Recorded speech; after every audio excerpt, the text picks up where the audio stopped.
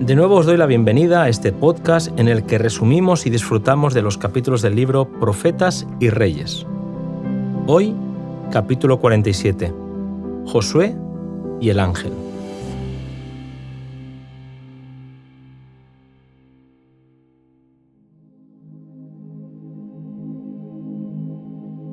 El firme progreso que hacían los edificadores del templo desconcertó y alarmó mucho a las huestes del mal. Satanás resolvió hacer otro esfuerzo más para debilitar y desalentar al pueblo de Dios, presentándole las imperfecciones de su carácter. Por haber sido escogido por Dios, Israel era objeto particular del ataque enemigo que buscaba su destrucción. Mientras los hijos de Dios fueran obedientes, Satanás no tenía nada que hacer y por lo tanto él haría todo lo posible por inducirlos a pecar y así llevarlos al fracaso. Dios había acompañado a su pueblo en todo momento.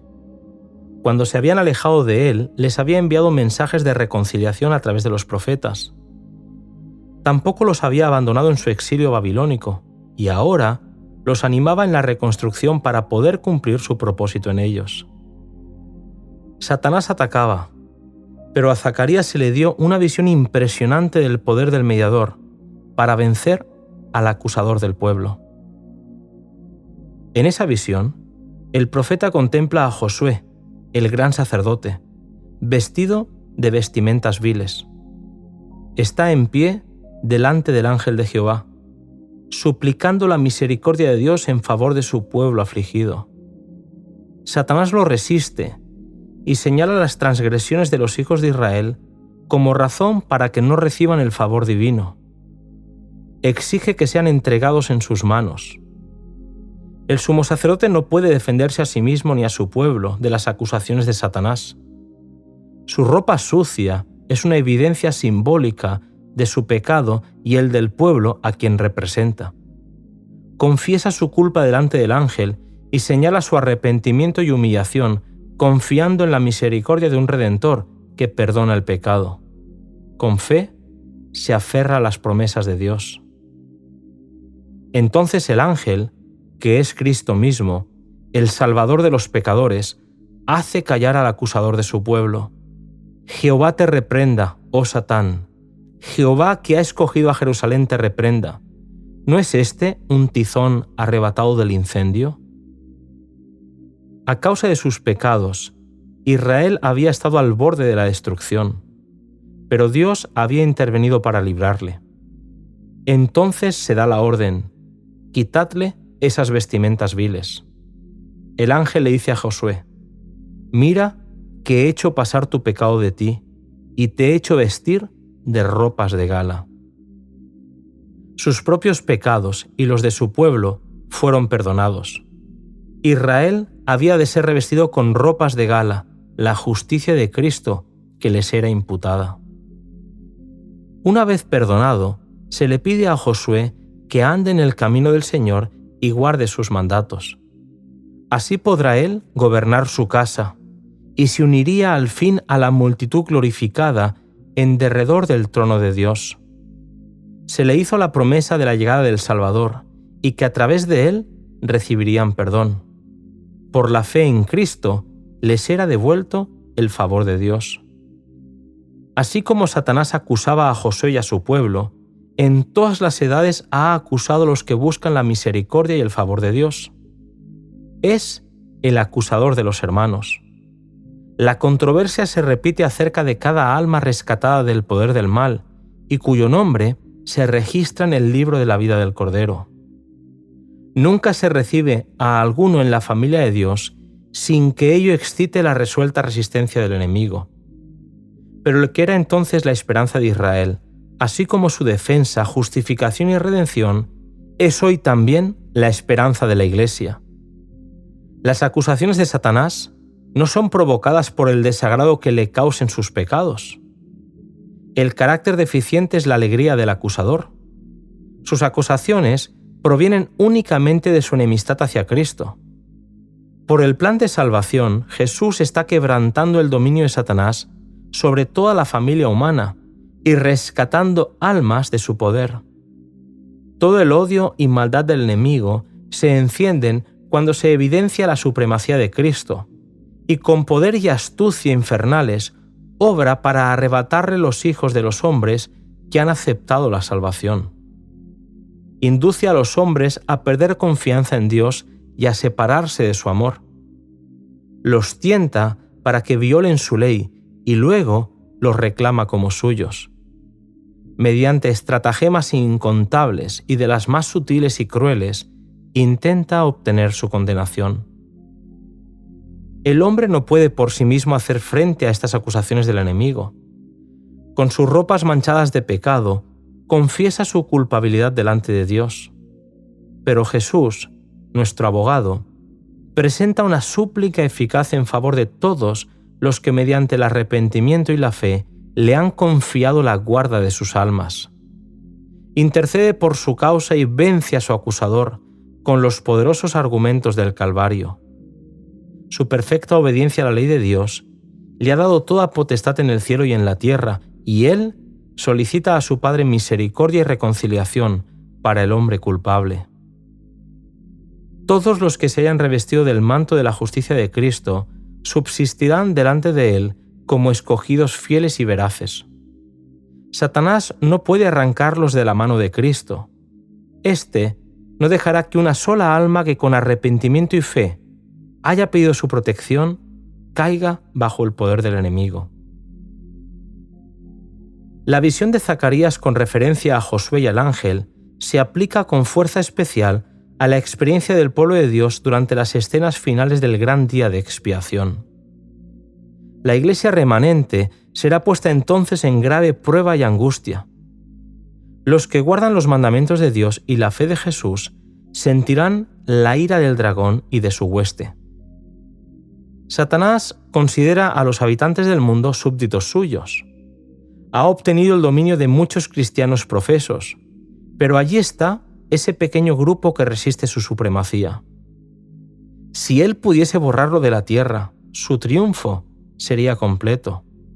Así como influyó en las naciones paganas para que destruyesen a Israel, pronto incitará a las potestades malignas de la tierra a destruir al pueblo de Dios. Se requerirá de los hombres que rindan obediencia a los edictos humanos en violación de la ley divina. Los que sean fieles a Dios y al deber serán amenazados, denunciados, traicionados y proscritos. Su única esperanza se cifrará en la misericordia de Dios. Su única defensa será la oración. Como Josué intercedía delante del ángel, la iglesia remanente, con corazón quebrantado y ardorosa fe, suplicará perdón y liberación por medio de Jesús, su abogado.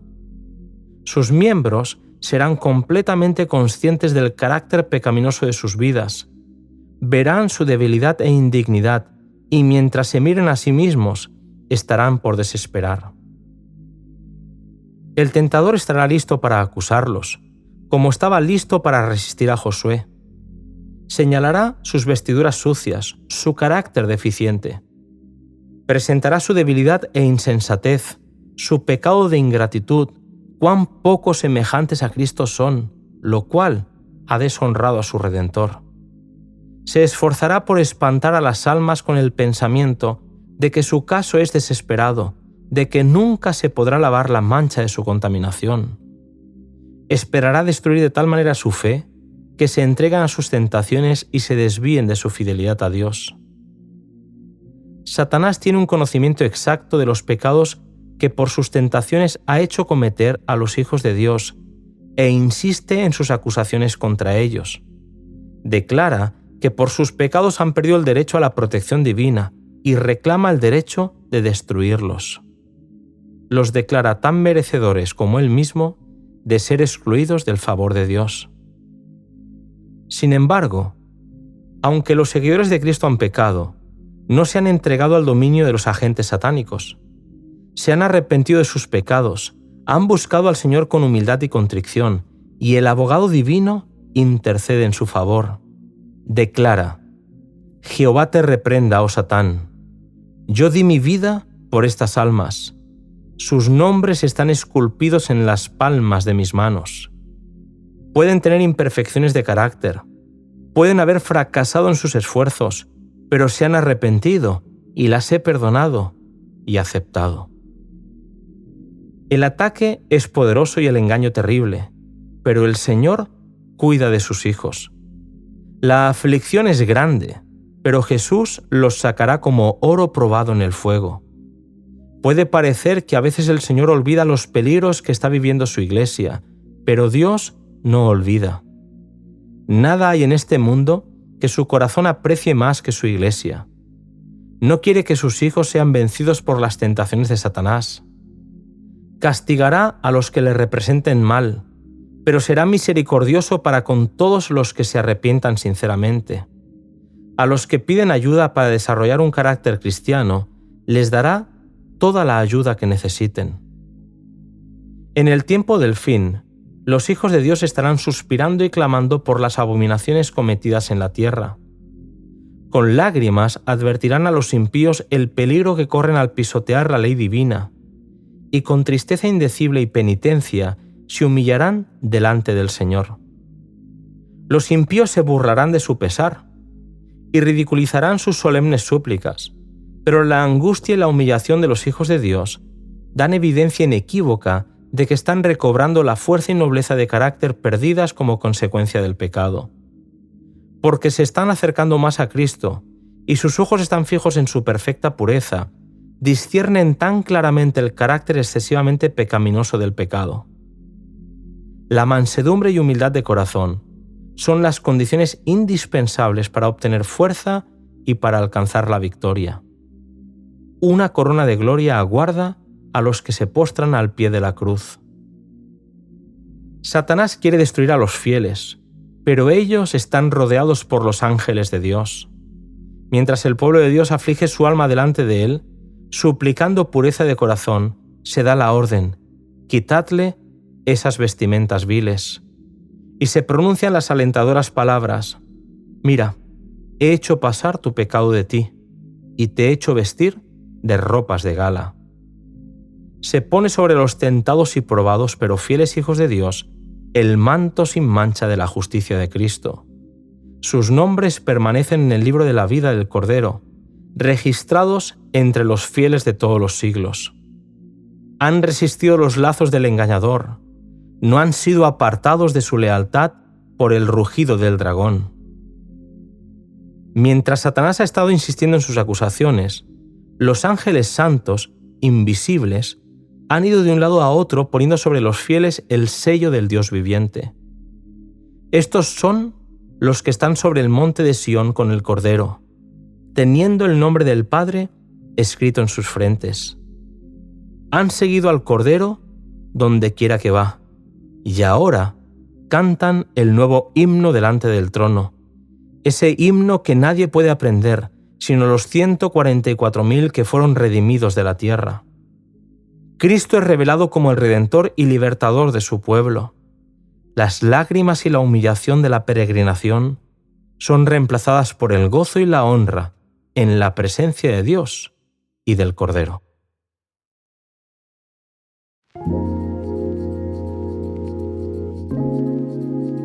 Precioso es sin duda este capítulo que acabamos de compartir. Gracias a Dios por nuestro amado Jesús. Os espero en el siguiente podcast titulado No con ejército ni con fuerza.